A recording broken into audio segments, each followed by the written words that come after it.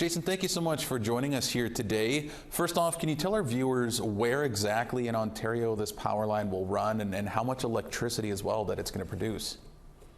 The line itself is running from Wawa, Ontario, through to Porcupine, Ontario, which is very near to Timmins. It's about it's almost 300 kilometers of new transmission line. And my understanding, it will be a 250 kilovolt transmission line. So then why is this new power line necessary? Well, here in northeastern Ontario, we've got a lot of industrial development with the mining industry and the desire for, I guess, Ontarians to rely more on electricity power rather than, fossil fuels. So it's just, a necessary part of the transmission grid here in Ontario to improve and upgrade the system.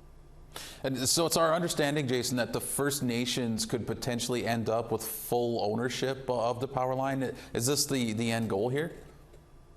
Well, the end goal for sure is ownership and actually a starting goal. So the partnership that we've entered into with Hydro One Networks Inc., requires that 50% equity be provided to the nations through a loan mechanism from the company.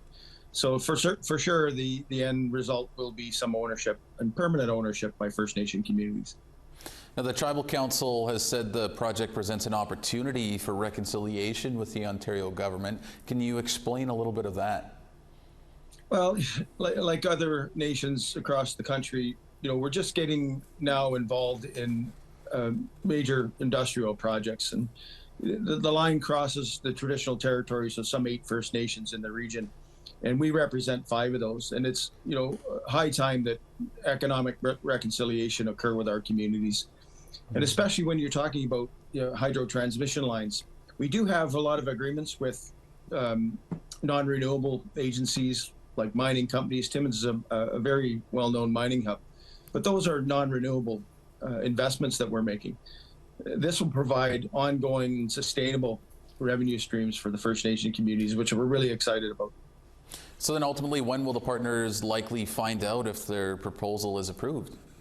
And we're hoping to get an answer within 3 to 6 months. There's been no hard deadlines set by Ontario, but the Ontario regulators are looking to make that decision. My understanding is within 3 to 6 months. Okay, perfect. We'll have to leave it there, Jason, but thank you so much for giving us a little update on all of this here. You're very welcome. And if you want a further update, just let me know.